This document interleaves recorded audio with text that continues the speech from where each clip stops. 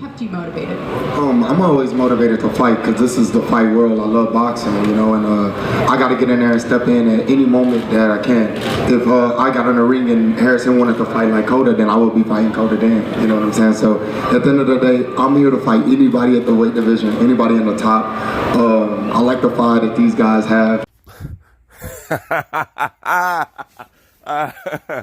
Fight people in the top what? In the top what? See, man, that's what I tell you about these cats, man. These guys ain't real boxers, man. And I'm going to stay on particularly Jermell Charlo's head, man. I don't want to hear all this crying for the Charlos, man. Because, number one, I was a ex-Lions only supporter. You know what I'm saying? I love the Charlos. Couldn't nobody tell me shit about the Charlos. Defended Charlos whenever people talked about their resumes or whatever because I believed in these boys. But after seeing how they get down, what they do outside the boxing ring, drinking, coke, all this other stupid ass shit, you know, I just can't support it. And I cannot make no more excuses for their boxing resume.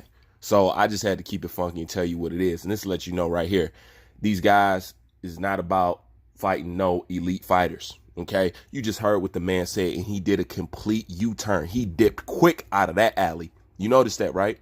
He said, I'm here to fight anybody. I'm here to fight anybody in the top. Yeah, so I like these guys fire. And I mean, come on, bro. At the end of the day, I'm here to fight anybody at the weight division, anybody in the top. I like the fight that these guys have. What? You mean to tell me you'll fight anybody in the top 10? You know what I'm saying? Anybody that's in the top 10 in your division? That's the complete sentence. That's what he was supposed to say. But you see, his ass quickly busts a Michigan U-turn. Hard. You know, hard. He wasn't going to let that slip out of his mouth. Go back. Matter of fact, let's just play it again. There it is. He was aware of what he was saying, and he cut that sentence short for a reason. You know what I'm saying? It's not fictitious with these dudes. I don't need to talk about PBC. I don't need to talk about. Just look at his resume, man. Just look at his. How old is this guy? How many times I got to bring this? How old is Jermell Charlo? 28, 29, damn near 30? Look at his resume, man. He has nobodies on there.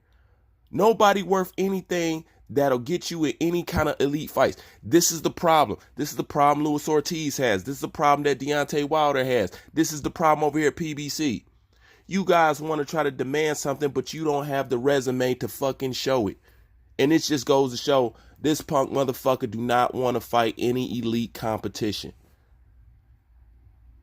It proves it right there. Just that little statement right there proves it. You'll fight anybody in the top. You know, I like these guys fire, I'll fight whatever, I'm just here to fight, blah, blah, blah, you know, Lions only, blah, blah, blah.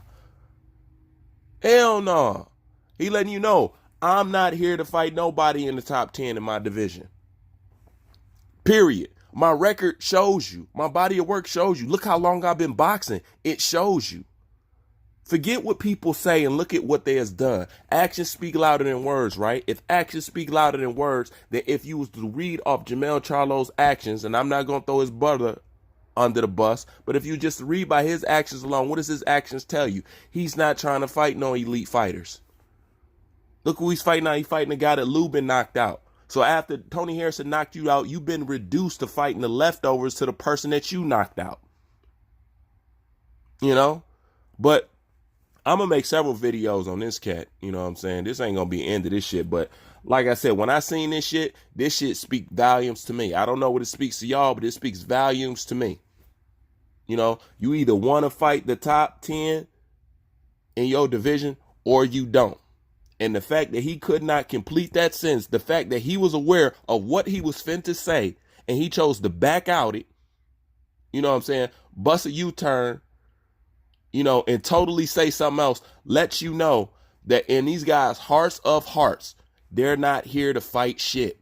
They're not trying to fight nobody. It's just a money grab with these motherfuckers, and they don't care about boxing. At least from what I can see from the PBC side of things.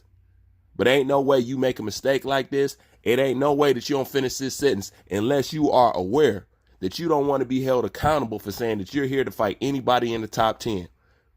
Because the funny thing about the internet is All this shit is documented and everybody got receipts. They can pull it up and say, but Jermell Charlo, you remember when you said you was here to fight anybody in the top 10? Why you ain't doing it? He was smart.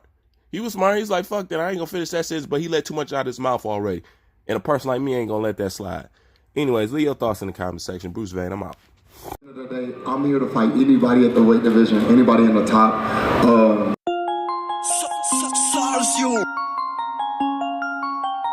like the fire that these guys have, and I like the cards that the PBC are putting together. I'm very thankful for every opportunity that I can step in the ring and fight.